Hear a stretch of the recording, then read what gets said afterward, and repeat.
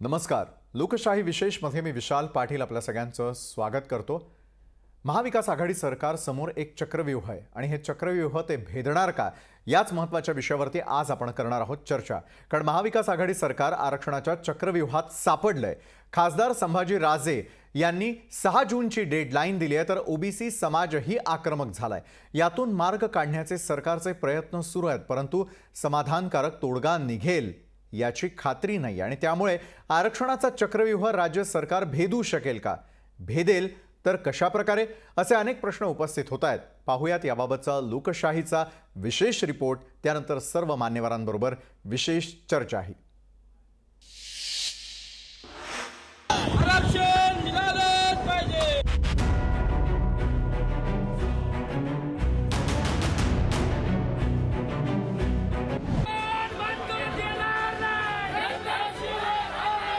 आरक्षण आमच्या हक्काचे.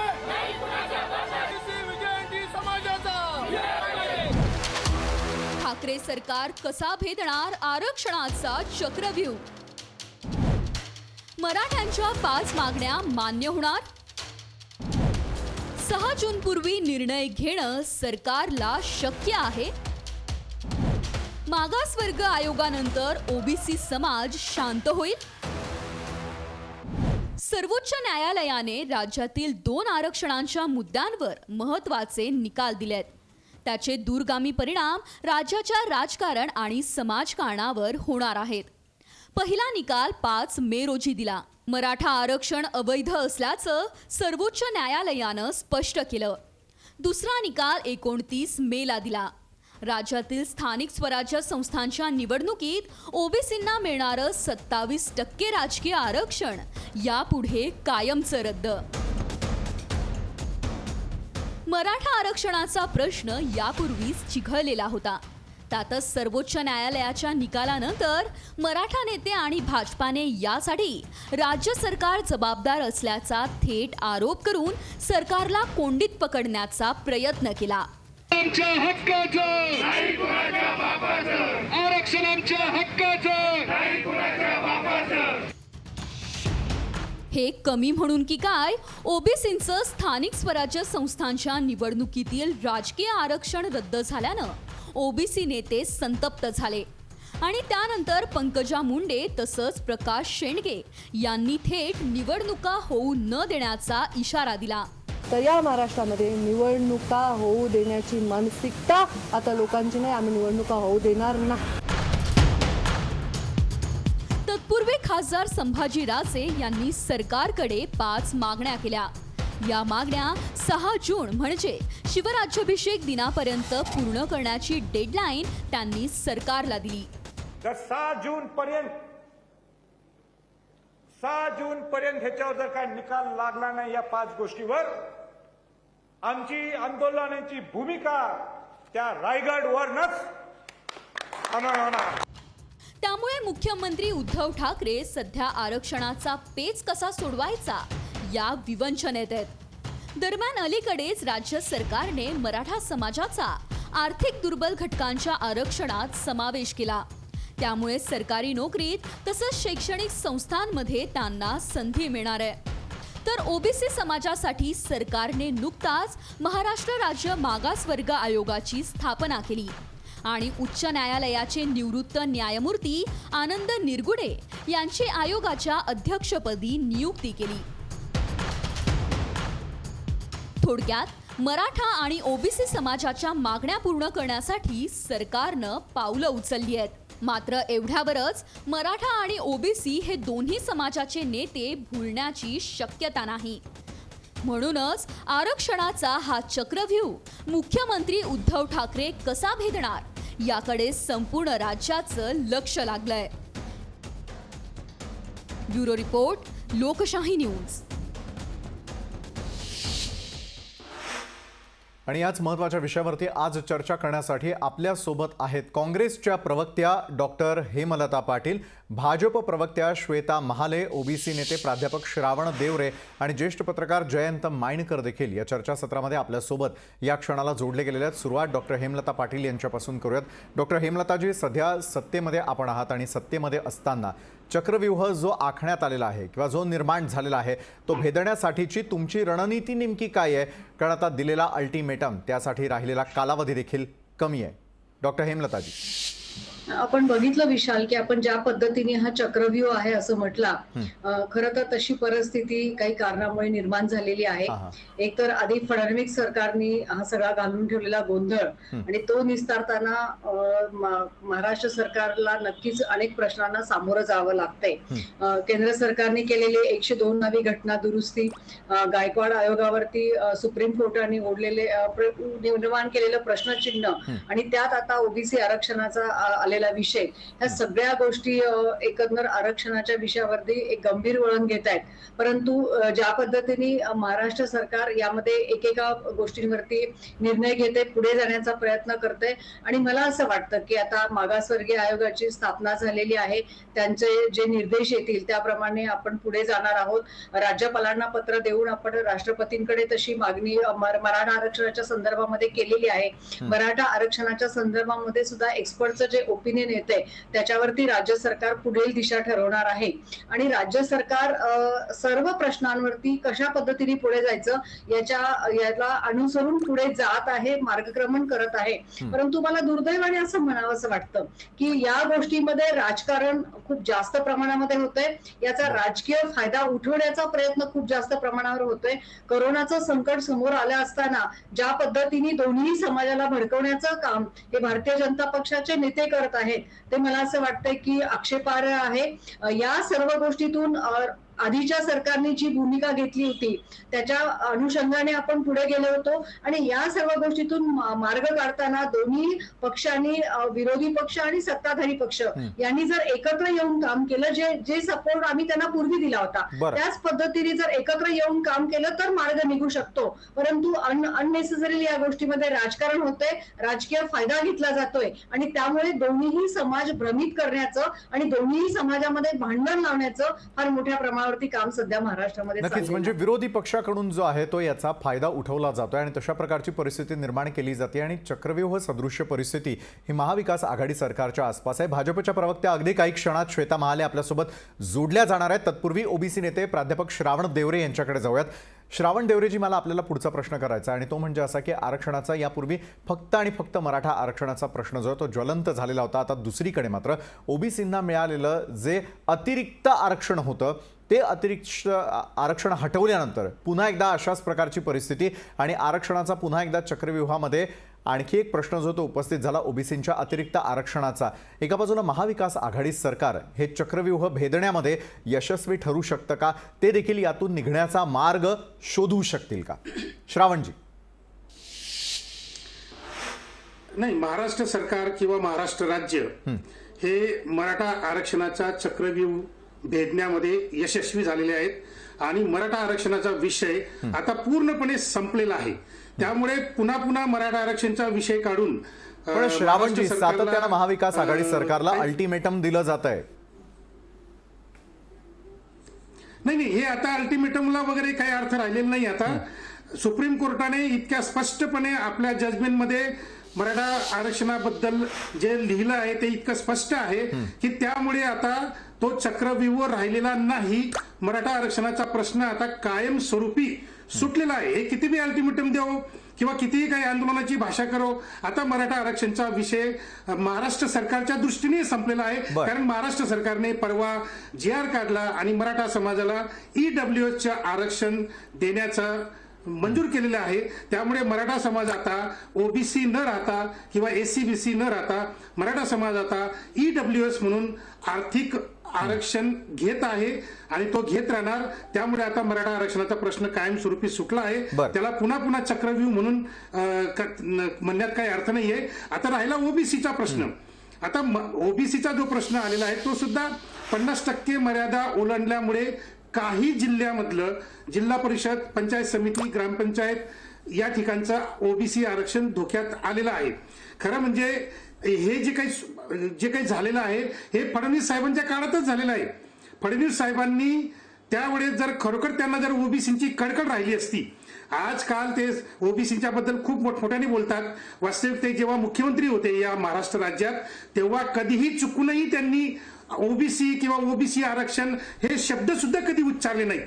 पूर्ण महाराष्ट्र मुख्यमंत्र्यांच्या कारकिर्दीमध्ये फडणवीस साहेबांनी मराठा आरक्षण एवढे शब्द उच्चारले. त्यांना ओबीसीची कधीच आठवण झाली नाही.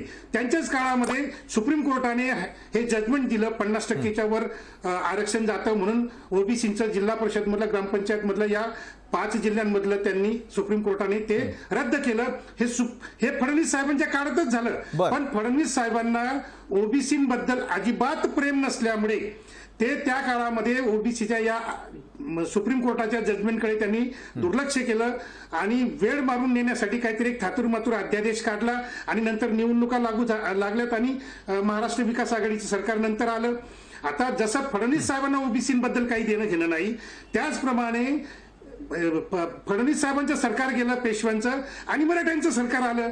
त्यांनाही ओबीसीबद्दल काही प्रेम नाही. त्यामुळे एवढ्या 1 वर्षात 1.5 वर्षात या महाराष्ट्र विकास आघाडीच्या मराठा सरकारने सुद्धा ओबीसीच्या या आरक्षणाकडे दुर्लक्ष केलं आणि त्यामुळे आज अशी वेळ आलेली आहे की हे केवळ आता 5-6 जिल्ह्यांचा प्रश्न नाही आहे.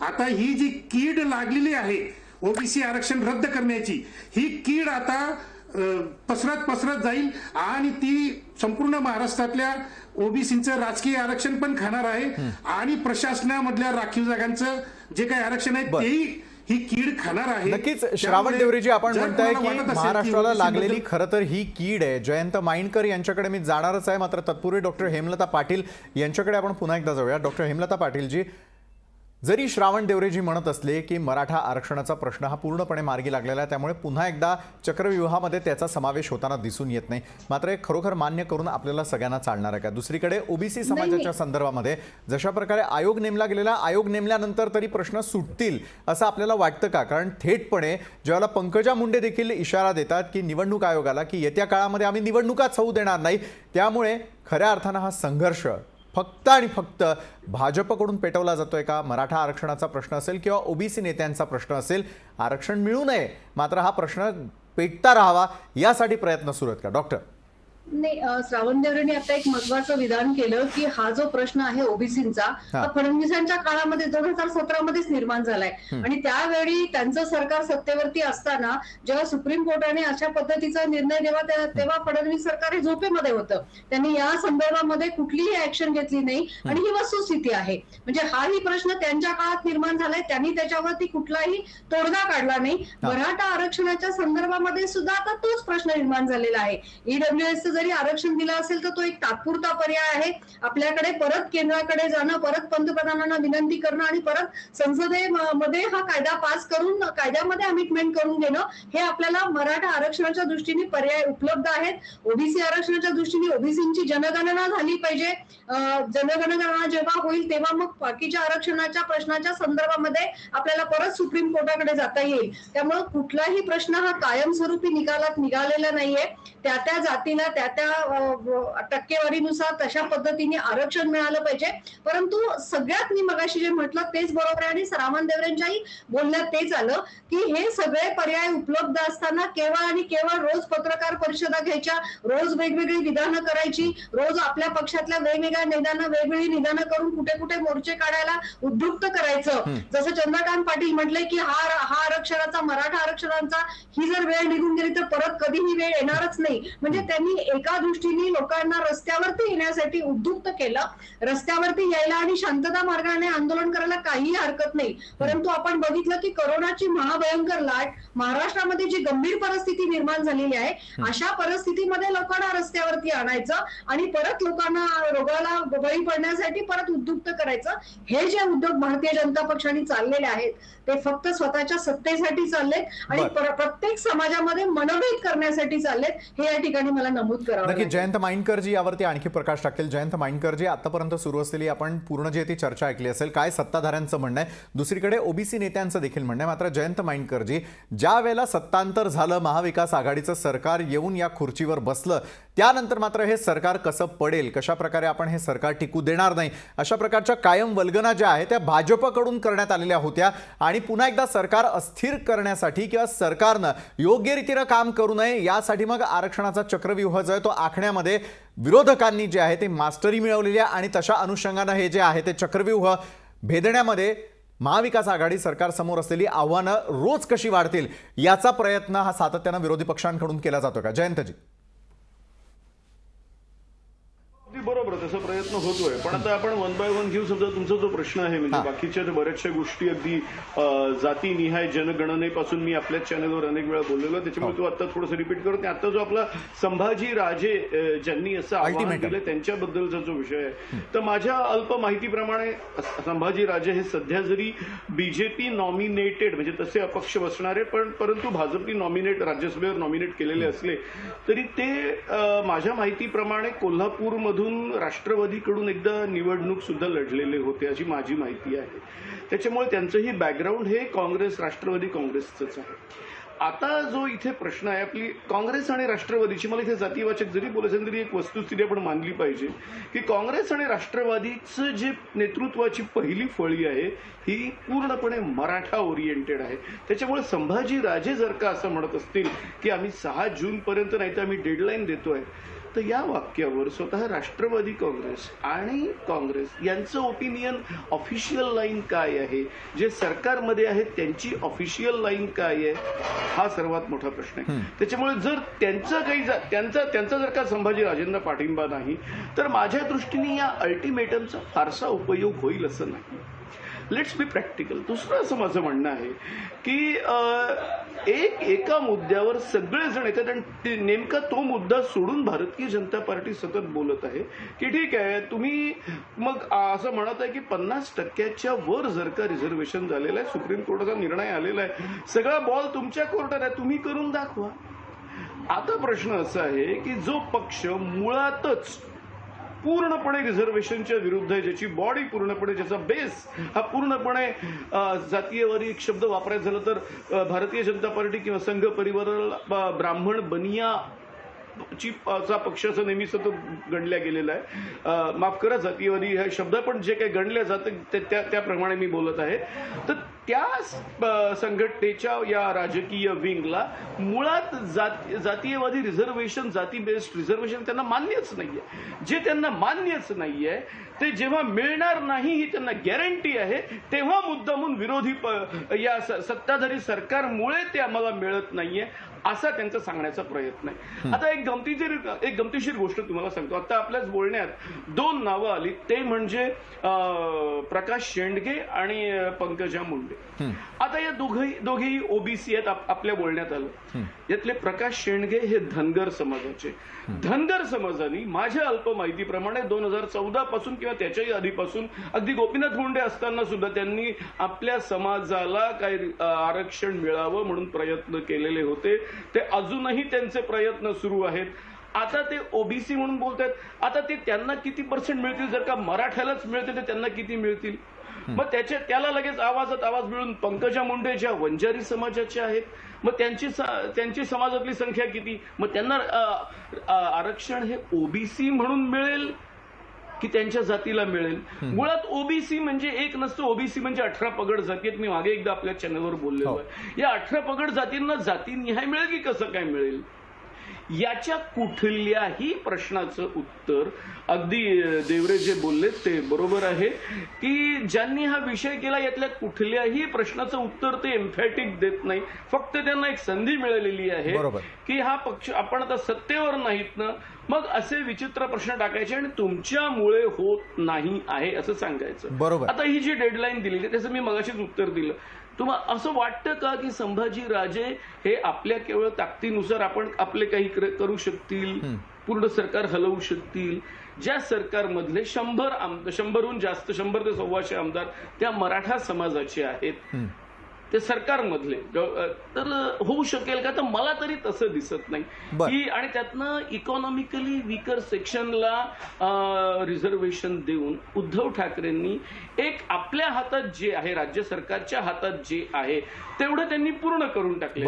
याच्या उपर त्यांनी एक अशी बाजू मोकळी ठेवली की याच्या उपर जे काही करायचंय ते केंद्राने करावं, आणि नेमकं केंद्र किंवा भारतीय जनता पार्टी त्या विषयावर एक शब्द बोलायला तयार नाही. खरोखर आणि तो जयंत खरा माइनकरजी, जर आपण राज्य आणि केंद्र यांचा जर वाद पूर्णपणे पाहिला तर ज्या वेळेला केंद्राकडून किंवा विरोधी पक्ष नेते असलेले देवेंद्रजी फडणवीस असतील, विरोधी पक्षात असलेले सर्व नेते मंडळी असतील, हे सातत्यानं चक्रव्यूह जे आहे ते आणखी कसं गडद करता येईल याचा प्रयत्न करताना दिसतात. मात्र योग्य रीतीनं हे चक्रव्यूह भेदण्याचा प्रयत्न करण्यामध्ये महाविकास आघाडी देखील कमी नसल्याचं सातत्यानं दिसतंय. फक्त वेळ काळ लागणारा जो आहे त्याकडे पाहणं देखील महत्त्वाचं आहे. मात्र हा चक्रव्यूह जर भेदला तर मात्र महाविकास आघाडी समोर आणखी एक सुवर्ण संधी असणार आहे का?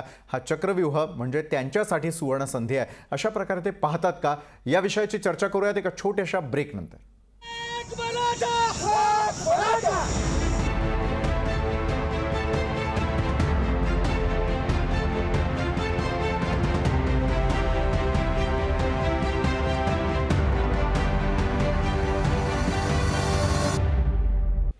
ब्रेक नंतर आपल्या सगळ्यांचं पुन्हा एकदा स्वागत. लोकशाही विशेष आपण यावेळेला पाहताय आणि आजच्या चर्चेचा मुख्य विषय आहे आणि तो म्हणजे चक्रव्यूह भेदणार का? कारण आरक्षणासंदर्भातला तिढा दिवसेंदिवस वाढत चाललेला असताना दुसरीकडे मात्र हा चक्रव्यूह भेदण्यामध्ये सरकार कशा प्रकारे प्रयत्न करतोय, त्यांच्यासमोर नेमकी कुठल्या प्रकारचे ऑप्शन्स आहेत, याविषयी अधिक चर्चा करण्यासाठी ज्येष्ठ पत्रकार जयंत माइनकर आपल्यासोबत आहेत. ओबीसी नेते प्राध्यापक श्रावण देवरे आणि काँग्रेस प्रवक्त्या डॉक्टर हेमलता पाटील देखील आपल्यासोबत पुन्हा एकदा जोडल्या गेलेल्या आहेत. डॉक्टर हेमलताजी, पुढचा प्रश्न निश्चित आपल्यासाठी आहे की एखादा चक्रव्यूह ज्यावेळेला त्या ठिकाणी उभा केला जात असतो तो भेदला तर मात्र ही सुवर्ण संधी असते. महाविकास आघाडीचं सरकार टिकू नये किंवा ते कशा प्रकारे खाली खेचलं जाणार आहे या संदर्भामध्ये अनेक वेळेला वक्तव्य जे ते विरोधी पक्षांकडून केली जाताना दिसतात. मात्र या चक्रव्यूहाकडे आपण स्वतः देखील एक सुवर्ण संधी म्हणून पाहता का डॉक्टर? नाही, याच्यामध्ये सुवर्ण संधी वगैरे असा विषय नाहीये. तर समाजाला प्रतिनिधित्व त्या पद्धतीने दिलं गेलं पाहिजे, त्यांना आरक्षण दिलं गेलं पाहिजे, ही महाविकास आघाडी सरकारची प्रामुख्याने भूमिका आहे. त्यामुळं याच्यामध्ये आम्हाला कुठल्याही पद्धतीची संधी किंवा विरोधकांवर मात करायची असा विषय नाहीये. उलट आमची अशी इच्छा आहे की विरोधकांनी आणि सत्ताधाऱ्यांनी एकत्र येऊन, कारण केंद्र सरकार केंद्र सरकारवरती भाजप भारतीय जनता पक्षाची सत्ता आहे आणि खरं तर हा संपूर्ण विषय आता केंद्र सरकारच्या पारड्यामध्ये आहे. अशा वेळेला केंद्र सरकारने जर सकारात्मक भूमिका घेतली तर हा प्रश्न अक्षरशः चुटकीसरशी सुटला जाणार आहे.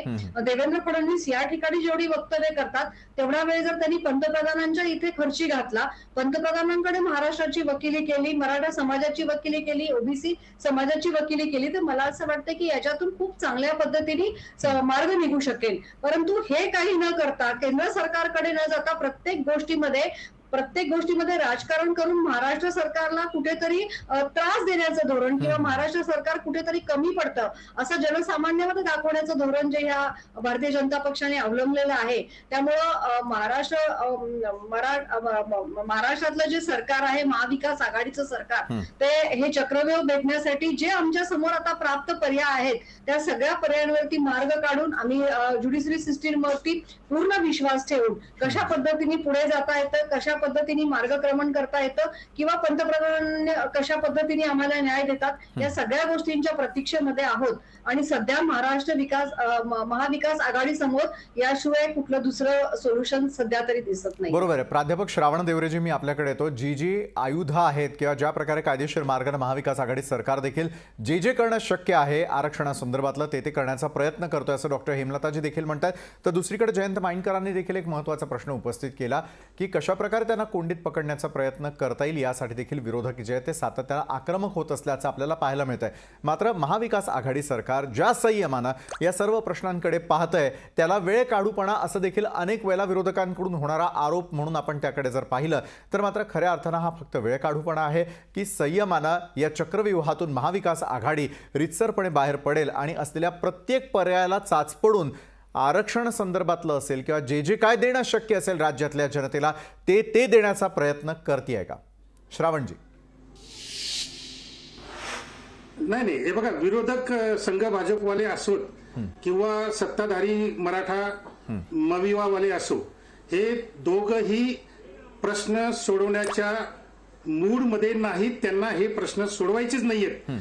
आणि जर खरोखर प्रामाणिकपणे जर यांना प्रश्न सोडवायचा असता तर फडणवीस साहेबांनी ते मुख्यमंत्री असतानाच ओबीसींची जात न्याय जनगणना व्हावी म्हणून केंद्राकडे पत्र पाठवलं असतं, शिफारस केली असती आणि मुख्यमंत्री म्हणून जोर पण लावला असता आणि केंद्र शासनाला भाग पाडलं असतं की 2021 साली होणारी जी जनगणना आहे त्याच्यामध्ये ओबीसीची पण जनगणना करा, कारण त्यांचं आरक्षण राजकीय वगैरे वगैरे धोक्यात आलेलं आहे असं फडणवीस साहेबांनी केंद्र शासनावर दडपण आणलं असतं. पण त्यांनी ते केलं नाही आणि उलट परवा टीव्हीवर मुलाखत देताना ते म्हणाले की ओबीसीची जनगणना करण्याची गरजच नाही. मला एक सांगा की हे जे आरक्षण ओबीसीचं धोक्यात आलेलं आहे याला केवळ एकमेव कारण म्हणजे ओबीसीची जनगणना होत नाही म्हणून ओबीसीचं आरक्षण धोक्यात येत आहे आणि एससी एसटीची जनगणना होते म्हणून त्यांच्या आरक्षणाला कुठेही धक्का लागत नाही. एवढं एक सगळं कारण स्पष्ट असताना फडणवीस साहेब असं कसं म्हणू शकतात की ओबीसीची जनगणना करायची गरज नाही. आणि ते झालं. आता मविया सरकार जे आहे हे मराठ्यांचं सरकार आहे, त्यांनाही ओबीसी बद्दल काही घेणं देणं नाही. वास्तविक त्यांनी आता नवीन महाराष्ट्र विधानसभेच्या अधिवेशनामध्ये ताबडतोब अधिवेशन बोलून त्याच्यामध्ये केंद्र शासनाला ओबीसीची जनगणना करायला भाग पाडलं पाहिजे अशा प्रकारचा ठराव करून तो केंद्र शासनाकडे पाठवला पाहिजे. आणि तरी जर केंद्र सरकार ओबीसीची जनगणना करत नसेल तर दुसरा ठराव असेंब्लीमध्ये विधानसभेमध्ये मंजूर करून घेतला पाहिजे की जर केंद्र शासन ओबीसीची जनगणना करणार नसेल तर महाराष्ट्र सरकारचा या राष्ट्रीय जनगणनेवर बहिष्कार असेल. महाराष्ट्र सरकारचा एकही अधिकारी एकही कर्मचारी जनगणनेचं काम करणार नाही.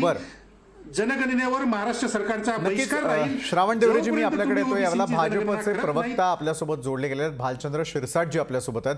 भालचंद्रजी, स्वागत आपलं लोकशाही विशेष मध्ये.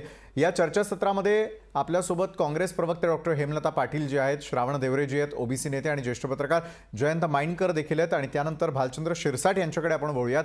भालचंद्र शिरसाटजी, ज्या प्रकारचा आरक्षणाचा चक्रव्यूह यावेळेला महाविकास आघाडी सरकारच्या आसपास उभा राहिलेला आहे तो भेदण्यामध्ये ते यशस्वी ठरतील का?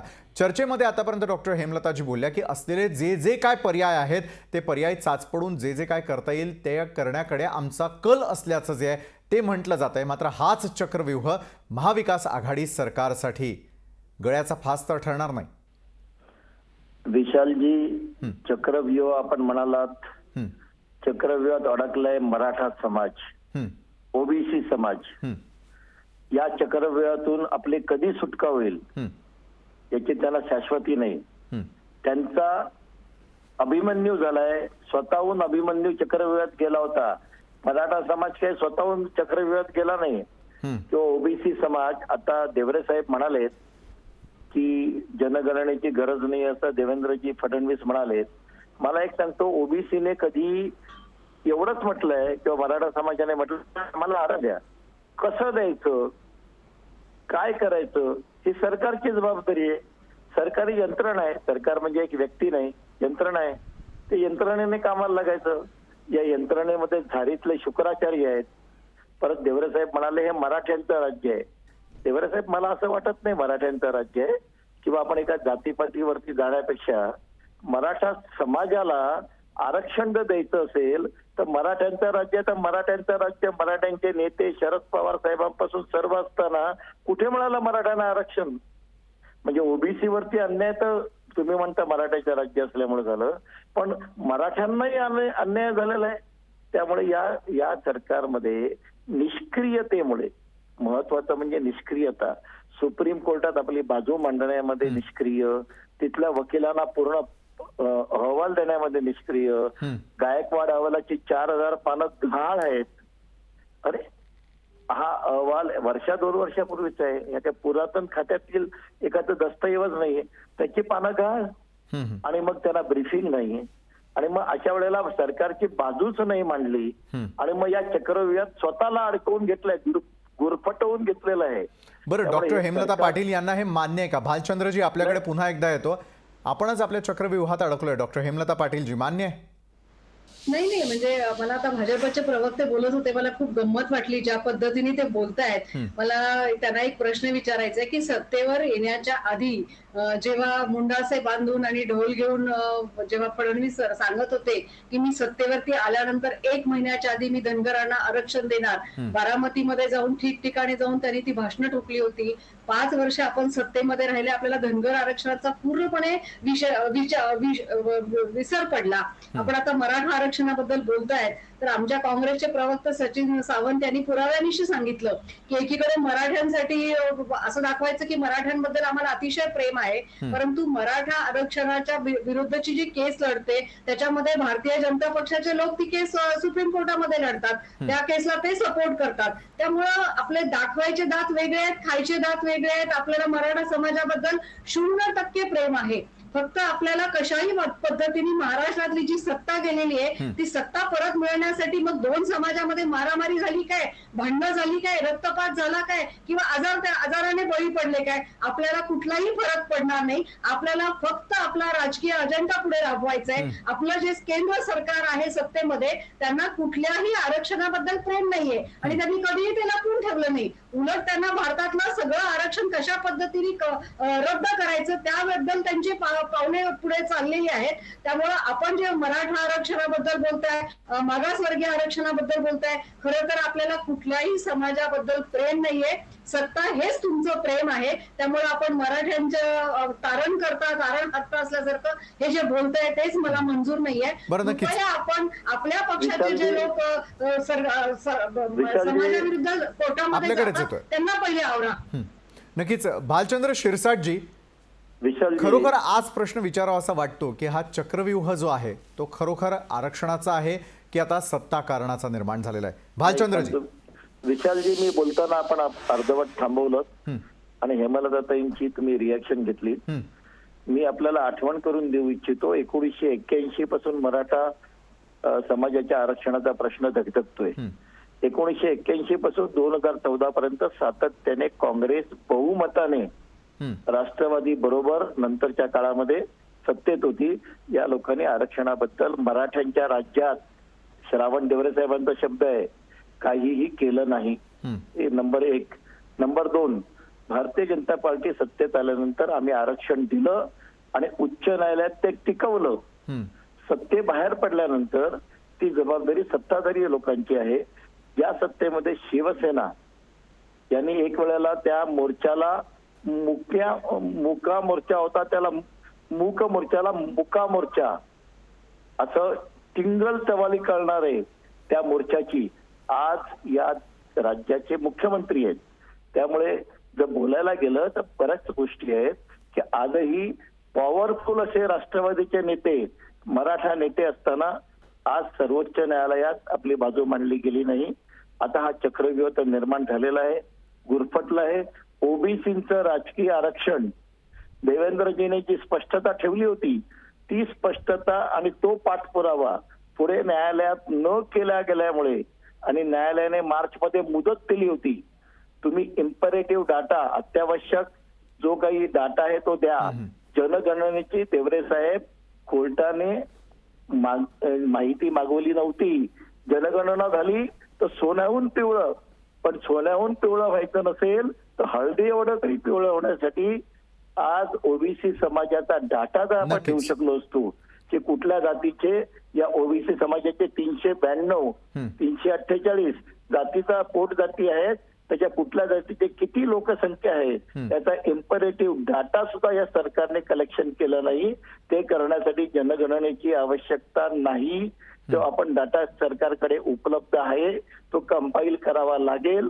आता हे जे होमवर्क आहे हे होमवर्क न करता, कोर्टात बाजू न मांडता, त्याच्याकडे लक्ष न दिल्यामुळे, मूक मोर्चाला मुका मोर्चा म्हणणं, टिंगल टवाळी केल्यामुळे, सगळ्या गोष्टी लाईटली गेल्यामुळे हे सरकार गुरफटत गेलंय आणि गुरफटून त्या चक्रव्यूहात अडकलंय आणि त्यांना त्याच्यातून बाहेर पडायची वाट सापडत नसल्यामुळे आलं अंगावर की ढकल केंद्रावर, हे त्यांचं जे पहिलं ब्रीदवाक्य आहे सरकार स्थापन झाल्यापासून, आलं अंगावर ढकल केंद्रावर, ती ढकल गाडी केंद्रावर.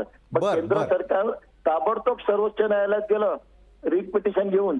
हा अधिकार राज्यांना आहे की नाही याच्यावरती वाद झाल्यावर त्याचा निर्णय लागेल. निर्णय लागल्यावर राज्याला पुढे कारवाई करायला लागेल. ती करणार आहेत का, ती मानसिकता आहे का, ती निष्क्रियतेतून बाहेर पडणार आहेत का, हा चक्रव्यूह आपण निष्क्रियतेचा आरोप करताय. चक्रव्यूह आहे. निष्क्रियतेतून महाविकास आघाडी सरकार बाहेर पडणार का यावरती तर चर्चा करूयातच. मात्र जयंत माइंडकरजी यांच्याकडे मी जाईन यावेळेला.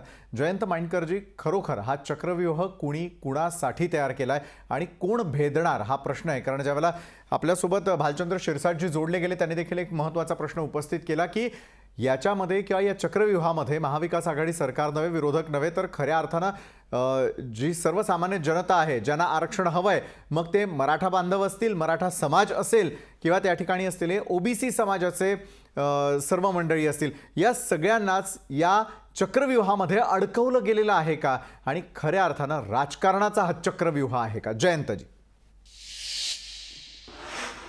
एक तर भालचंद्र शिरसाटांना किती सिरियसली घ्यायचा एक फार मोठा प्रश्न. पण जाऊ दे, त्यांनी जे काही आता तुम्ही जे सांगितलं की त्यांनी असं म्हटलं की जनता भरडली जाते.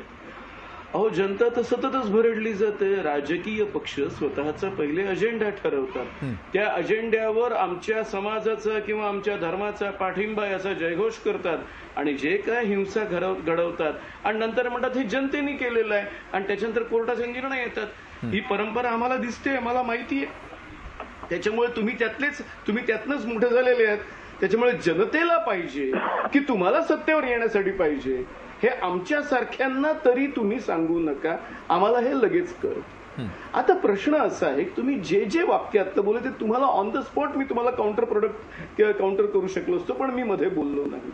प्रश्न असा आहे की मराठा समाजाचं आरक्षण केव्हापासून सुरू झालं? तुम्हाला जर ते करायचं होतं तर तुम्ही 50% वर जात आहे तेव्हा तुमचं सरकार 14 ते 19 केंद्रात असताना आणि राज्यातही तुमचं सरकार असताना तुम्ही स्वतःहून ती रिझर्वेशनची लिमिट का नाही वाढवून घेतली? या नेमक्या प्रश्नाचं उत्तर तुम्ही देत नाही. तुम्हाला पूर्ण माहिती नाही का? मी एकदा याच चॅनलवर डिटेल बोलतो म्हणून आता तुम्हाला सांगतो.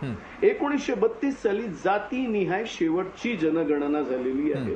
त्याच्यानंतर आज जो काही आपण रेशो वापरतो आहोत जातीनिहाय, तो केवळ 1932च्या वर आपण त्याच्या प्रपोर्शन मध्ये किती लोकसंख्या वाढली आणि त्यानुसार काढत आहोत. इव्हन मराठा समाज सुद्धा महाराष्ट्रात 32% आहे, हा तशाच प्रकारे काढला गेला. देवरेंच्या या मताशी मी सहमत आहे की शेड्यूल कास्ट आणि schedule tribes, weaker sections of the society, त्यांची जातीनिहाय गणना होते. आता ओबीसी मी मगाशीच सांगितलं, आता तुमच्या तोंडून ती फिगर आली 342 की 348 की 392 जाती आहेत. मग आता प्रश्न असा आहे की हे जातीनिहाय करायला 2019 पासून सुमारे अंदाजाने 2021 ची जनगणनेची कामं सुरू झाली असतील, जे मला माहिती ऍडमिनिस्ट्रेशन. आपल्या पक्षाने केंद्रातल्या याविषयी कारवाई करताना ज्यांनी इंटरनेट पासून मोबाईल पासून सगळे प्रश्न लोकसंख्येचं हे होताना विचारलेले आहेत, तर त्यावेळेस जातीचा प्रश्न तुम्ही का नाही टाकला? जयंतजी, केंद्रातल्या तुमच्या नेतृत्वाला ते तसेही ते तुमचं आमच्याशी बोलतच नाही कधी केंद्राचे तुमचे नेते. पण हा प्रश्न जर तुम्ही टाकला असता तर आज या देशातली जातीनिहाय लोकसंख्या तुमच्या समोर आली नसती का? नक्कीच जयंत माइंडकरजी, नक्कीच हा विषय आहेच की एका बाजूला जातीनिहाय जनगणना हा महत्त्वाचा प्रश्न आहेच. मात्र आपल्या कार्यक्रमाची वेळ संपत आलेली आहे. जाता जाता अगदी मला भालचंद्र शिरसाटजी, हा चक्रव्यूह भेदला जाणार आणि दिलेले अल्टिमेटम जे आहेत ते सरकार पुरं करू शकणार? एका वाक्यात. मला वाटतं सरकारच्या उत्तर मी देऊ शकणार नाही, का मी सरकारचा प्रवक्ता नाही, मी भारतीय जनता पार्टीचा प्रवक्ता आहे. हो, पण विरोधी पक्षनेता म्हणून आपल्याला काय वाटतं? नाही, हा प्रश्न धसास लागेपर्यंत, मराठा समाजाला आणि ओबीसी समाजाला न्याय मिळेपर्यंत आम्ही स्वस्थ बसणार नाही. बर, डॉक्टर हेमलताजी. नाही, हा प्रश्न महाविकास आघाडी सरकार 100% सोडवणार, त्या दृष्टीने सगळी पावलं उचलणार. फक्त माझं या आपल्या चॅनलच्या माध्यमातून विरोधकांना एकच आव्हान आहे की अशा प्रश्नावरती कोणतंही राजकारण न करताना कृपया आपण समाजामध्ये तेढ निर्माण करू नका आणि कमीत कमी हा प्रश्न तरी राजकारणाविरहित दृष्टीने बघा, एवढीच माझी आपल्याला विनंती आहे. बाकी सरकार यातून नक्की मार्ग काढेल आणि चांगल्या पद्धतीचा सर्वांना दिलासादायक देणारा मार्ग काढण्यासाठी त्यासाठी सरकार नक्कीच प्रयत्नशील राहील. नक्कीच. धन्यवाद जयंत माइंडकरजी, धन्यवाद प्राध्यापक श्रावण देवरेजी, श्वेता महालेजी, डॉक्टर हेमलता पाटीलजी आणि भालचंद्र शिरसाटजी या चर्चासत्रामध्ये जोडले गेलेले हे सगळे मान्यवर होते. आणि त्यानंतर चक्रव्यूह खऱ्या अर्थानं कुणी कुणासाठी उभा केलेला आहे याचा विचार करण्याची वेळ आलेली आहे. कारण सत्ताधारी विरोधक जरी एकमेकांवरती आरोप करत असले, राज्य सरकार केंद्र सरकार एकमेकांवरती आरोप करत असले तरी देखील या क्षणाला मात्र सर्वसामान्य जनता ही या चक्रव्यूहात अडकलेली आहे का? राजकारणाचा हा चक्रव्यूह आणखी किती घट्ट होणार आहे हा खरं तर महत्त्वाचा प्रश्न आहे. तर या चर्चासत्रात वेळ झाली इथं थांबण्याची. ताज्या बातम्यांसाठी तुम्ही पाहत राहा लोकशाही न्यूज.